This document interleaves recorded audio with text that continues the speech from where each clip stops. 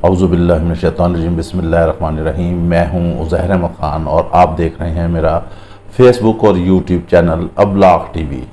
इससे पीछे वीलॉग में हमने आपको बताया था कि मरियम नवाज़ ने जो लगातार दूसरी प्रेस कॉन्फ्रेंस में बोंगियां मार रही हैं, क्या क्या बोंगी मारी है। 2 घंटे प्रेस कॉन्फ्रेंस करती रहीं, लेकिन सिर्फ इमरान खान इसी के नाम की माला जपती रहीं और कहती हैं कि मैं बिल्कुल नापसंद करती हूं, मैं उसका नाम भी नहीं लेना चाहती, लेकिन इसके बावजूद उसी का नाम बार बार लिए जाती रहीं और इनकी प्रेस कॉन्फ्रेंस का कोई महवर ही नहीं था। दरअसल इस वक्त मरियम नवाज जो है वो बाहर जाने के लिए तैयारियों में हैं और इसी वजह से वो कहते हैं कि चिराग शहरी बुझने से पहले फड़कता है और इस वक्त मरियम नवाज की कंडीशन भी ऐसे ही है। वो कह रही हैं कि 3 साल हो गए हैं मुझे अपने वालिद से मिले हुए, इसलिए मैं लंदन जाऊंगी और वहां से फिर मैंने कुछ अपना ट्रीटमेंट कराना है, सर्जरी करा के आऊंगी और फिर हम पंजाब को फतह करेंगे। मरियम नवाज साहिबा, आपको मालूम है कि कैसे आप पंजाब फतह करेंगी। इमरान खान ने आपको अपने घर से शिकस्त देकर बाहर निकाल कर फेंका है। जिन हलकों पर आप लोगों का दावा था, जिन हलकों पर आप 30 साल तक हुकूमत करते रहे, जिन हलकों से आप लगातार मुंतखब होते रहे, जिन हलकों की वजह से आप ऐवानों में आते रहे, जिन हलकों की वजह से आपकी हुक्मरानी कायम रही, उन्हीं हलकों में इमरान खान ने, कप्तान ने नकब लगा के आपको बता दिया कि अब आपकी वैल्यू खत्म हो चुकी है, आपकी सियासत का बाब खत्म हो चुका है, आप लोग मजीद आगे नहीं चल सकते हैं। उसने कहा था कि जब तक मैं हुकूमत में हूं ठीक हूं, अगर मुझे बाहर निकाला तो मैं बहुत ज्यादा खतरनाक साबित होऊंगा और वो नर्स की गेम में आज इनके ऊपर छा गया है। कप्तान हर लम्हे इनके आसाब पे सवार है, ख्वाबों में भी डरावना ख्वाब बन गया है हुकूमत के लिए। जैसे ही सोते हैं इमरान खान ख्वाबों में आता है और वो कहता है कि मैं तुम्हारी हुक्मरानी का तख्ता तुम्हारे नीचे से खींच लूंगा और ये फिर घबरा के उड़ जाते हैं। हालांकि इनकी टीम में, इनकी सियासत में 70-70 साल के बावे बैठे हुए हैं जो सेनेट में भी हैं, असम्बली में भी हैं, मगर कुछ भी हासिल नहीं कर पा रहे क्योंकि यहां पर विरासती सियासत है। नवाज शरीफ के बच्चे आ गए हैं तो जरदारी के बच्चे आ गए हैं, तो फजल रहमान के बच्चे आ गए हैं, लेकिन इमरान खान ने कतई तौर पर ऐसा नहीं किया। उसके पीछे कोई नहीं है, उसकी कोई आल औलाद कहीं से पार्टिसिपेट नहीं कर रही है। वो अकेला है, वो कप्तान है, वो इन पर छाया हुआ है। उसने पूरे मुल्क की सियासत ही बदल कर रख दी है। वो एक इस वक्त बाकायदा, मैं कहता हूं तीसरी नहीं पहली कुव्वत के तौर पर इमरान खान वापस आ चुका है। इस्टेब्लिशमेंट भी मजबूर हो गई है कि इमरान खान से राब्ते करे, क्योंकि इस्टेब्लिशमेंट उसी वक्त तक चल सकती है जब तक वो हुक्मरानों से उनके मामलात अच्छे चलें। इसी वजह से अब उन्होंने फैसला किया है कि इमरान खान से बैकडोर डिप्लोमेसी की जाए।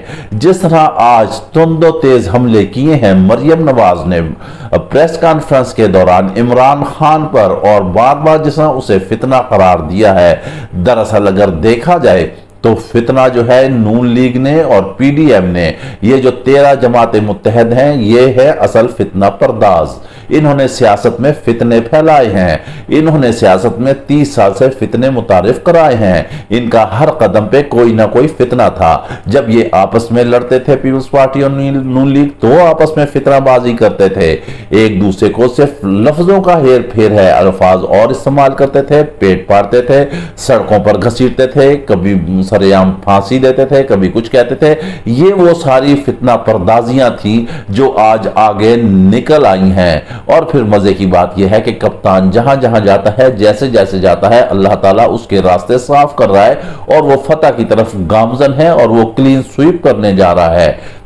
अब कप्तान ने पेशावर में बहुत बड़ा कदम उठा लिया है। कप्तान का मूड कतई तौर पर मूड अग्रेसिव है और वो चढ़ दौड़ने के लिए तैयार है इस्लामाबाद पर। इसी वजह से ये पीडीएम का भानुमति का कुनबा जो है ये इस वक्त शदीद परेशान है, शदीद जो है हैजान का शिकार है। इनके दिमाग माऊफ हो चुके हैं, इनकी नींदें उड़ चुकी हैं, इनकी रातें बर्बाद हो चुकी हैं। इनको पासपोर्ट भी मिला, लेकिन पासपोर्ट मिलने के साथ साथ इमरान खान इस्लामाबाद हाई कोर्ट से तौहीन अदालत के केस से भी उनका केस खारिज हो गया। इनकी खुशी पर मनो ओस पड़ गया, पानी पड़ गया, इन्हें अफसोस हो गया और मजीद उल्टी सीधी बातें करना शुरू हो गए। अब इमरान खान ने क्या किया है?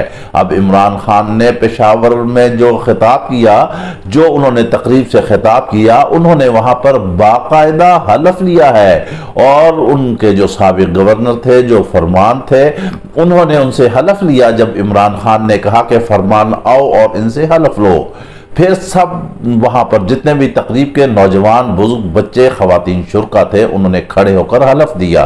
अब हलफ क्या लिया, ये आप यहां पर जरा अपने कानों से खुद ही सुनिए कि क्या हलफ लिया। रहमानिर्रहीम, हम अल्लाह को हाजिर और नाज़िर जानकर, जी हाँ, यहाँ से आपने ये हलफ सुन लिया कि इमरान खान ने क्या हलफ लिया है। उन्होंने कह दिया है कि मैं अगले 5-6 दिनों में किसी वक्त भी, किसी लम्हे भी कॉल दे सकता हूँ और आप लोगों ने इस्लामाबाद की तरफ आना है, रवाना होना है। आपने सियासत नहीं करनी, ये सियासत का वक्त नहीं है, ये सियासत का मौका नहीं है। हमने हकीकी आजादी की तरफ बढ़ना है। ये जो 30-30 साल से माफिया बैठा हुआ है, इनके अरबों के फ्लैट्स हो गए हैं। पहले मानते नहीं थे, फिर कहते हैं कि अल्हम्दुलिल्लाह हमारे फ्लैट्स हैं। अल्हम्दुलिल्लाह मरियम नवाज इसकी जो है वो बेनिफिशरी हैं, वो इसकी लुक आफ्टर करती हैं, देखभाल करती हैं। जी हाँ, ये बयान है हुसैन नवाज का। उन्होंने कहा कि बिल्कुल हैं। अब जब इनके मे फेयर फ्लैट्स हैं, इमरान खान ने बताया कि मुल्क पर जब ये आए थे तो कितने कर्जे थे और उसके बाद अब 4 गुना कर्जे बढ़ चुके हैं। उन्होंने कहा कि जब ये हुकूमत में आए हैं तो आज तारीख की महंगाई बुलंद तरीन सतह पर है।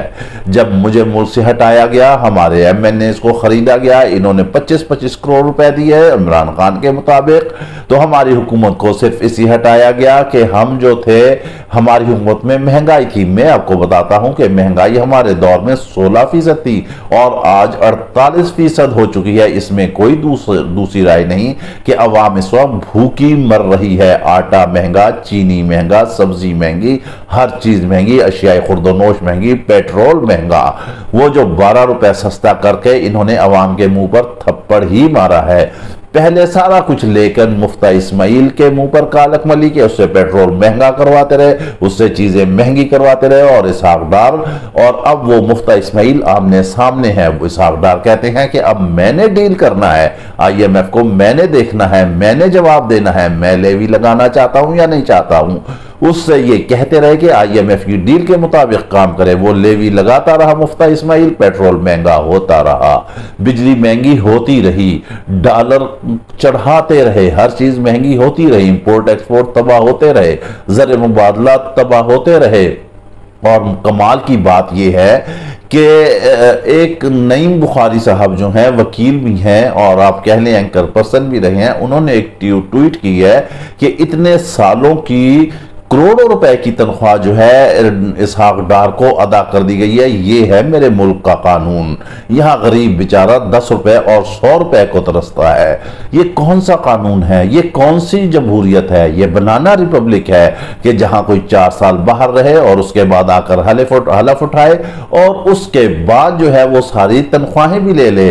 और मजे की बात यह है कि यहाँ पर कितने ऐसे सैग मुलाजमीन हैं जो बेचारे रुल रहे हैं, सड़कों पर रुल रहे हैं, जो यहां ड्यूटियां कर रहे हैं, अपने फराइज सरंजाम दे रहे हैं, कौम के बच्चों को पढ़ा रहे हैं, लेकिन उनको यह नवीज सुनाई दी जाती है कि आपको निकाल दिया जाएगा। अगर रखा जाएगा तो आपको इम्तिहान देने होंगे, आप पास करेंगे इम्तिहान, फिर आपको रखा जाएगा। वो 50-50 साल, 55-55 साल के हो चुके हैं। उनकी जो है नौकरियां इस वक्त बिल्कुल एंड पे लगी हैं। अब इस उम्र में उन्हें तंग किया जा रहा है। और दूसरी तरफ देखें कि एक सियासतदान बैरून मुल्क रहता है, जब उसका एहतजाब शुरू होता है, जब उसके असासे जो थे चंद लाखों से करोड़ों पर पहुंच जाते हैं, तो वो जहाज में बैठता है और इमरान खान कहता है वो बाहर भाग जाता है।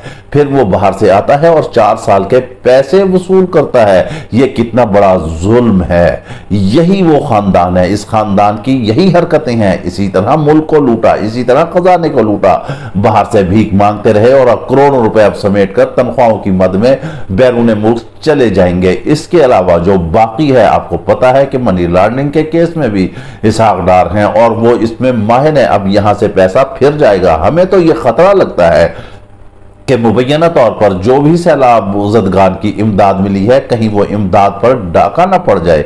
इसी वजह से जो बैरूनी दुनिया है वो एतमाद नहीं कर रही है। इमरान खान एक रात में बैठता है, टेलीथॉन करता है तो अरबों रुपए कमा लेता है, अरबों रुपए जमा कर लेता है। अब वो सैलाब ज़दगान में वो पैसा तकसीम करने जा रहे हैं।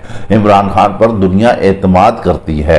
मुशर्रफ ने कहा था कि ये लोग तो कहीं ना कहीं कंप्रोमाइज कर लेते हैं, लेकिन इमरान खान है जो आंख में आंख डालकर बात करना जानता है। उसकी पर्सनैलिटी है, जब वो जाता है तो अगले इंप्रेस होते हैं और उससे बात करना चाहते हैं, उसकी बात सुनना चाहते हैं और इसमें कोई दूसरी राय नहीं है। वो उस यूनिवर्सिटी का वाइस चांसलर रहा जहां से ये लोग पढ़े और वो खुद भी पढ़ा और एजाजी तौर पर उसने यूनिवर्सिटी में काम किया, वाइस चांसलर के फराइज सर अंजाम दिए और इसी वजह से एक उस्ताद की हैसियत है उससे उसने कौम को जगा दिया है। कौम जाग चुकी है।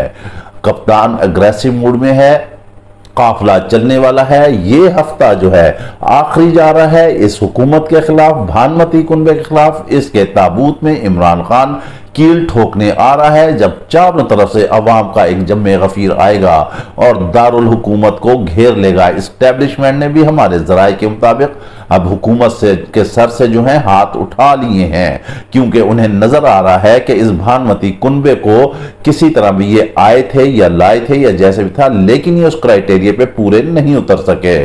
स्पीड शहबाज ने कोई स्पीड नहीं लगाई है। अब नवाज शरीफ वापस आएंगे, दोनों भाइयों में झगड़ा होगा। शहबाज शरीफ की जो वजारत है, वजारत उज़्मा, वो खत्म हो जाएगी, क्योंकि नवाज शरीफ चाहते हैं कि इस मुल्क की नेक्स्ट वजीर आजम मरियम नवाज होंगी। इसको कहते हैं बिल्ली के ख्वाब में छिचड़े। शायद ये हसरत ही लेकर वो दोबारा चले जाएंगे, आप पाबंदे सलासल हो जाएंगे या जेलों में चले जाएंगे, क्योंकि इस वक्त इमरान खान को शिकस्त देना नामुमकिन हो चुका है। वो क्लीन स्वीप करने जा रहे हैं। पूरे पाकिस्तान में इस वक्त उनके चाहने वाले हैं, इनके वोटर्स हैं, नौजवान नस्ल है। उन्होंने कहा है कि मैंने 26 साल इस कौम को पढ़ाया है। बिल्कुल उन्होंने पढ़ाया है, मगर अगर इस दफा अल्लाह ताला करता है और उन्हें मौका मिलता है तो उन्हें सख्त मेजर्स लेने होंगे, सख्त इक़दाम उठाने होंगे। जो NRO 1 NRO 2 लिया है, अब ये न कहें कि NRO कोई मांग रहा है।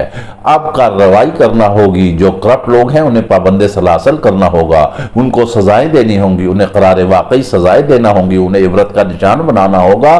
फिर कौम आपको वोट देगी। आप इन इंतखाबात से पहले और अब आखिर में ये कौम को आप बावर करा दें, कौम को एक टाइम टेन्योर दे दें कि आप किस टाइम पे हुकूमत में आएंगे और जैसे ही आएंगे और कितने टाइम फ्रेम वर्क में आप इस करप्शन को खत्म करेंगे।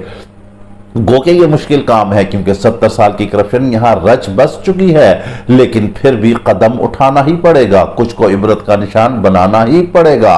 आखिर में चलते चलते आखिरी खबर यह है कि इत्तलात आ रही हैं कि जरदारी की जो है हालत नाजुक है, उनकी हालत खराब हो गई है। दुबई भेजने के लिए एयर एम्बुलेंस मंगवाई गई है। बहरहाल अल्लाह ताला सेहत जिंदगी दे, क्योंकि वो कहते हैं कि दुश्मन मरे तो खुशियां न करिए, सजना भी मर जाना है। हर एक ने इस दुनिया से जाना है, किसी के जाने की दुआएं नहीं करना चाहिए।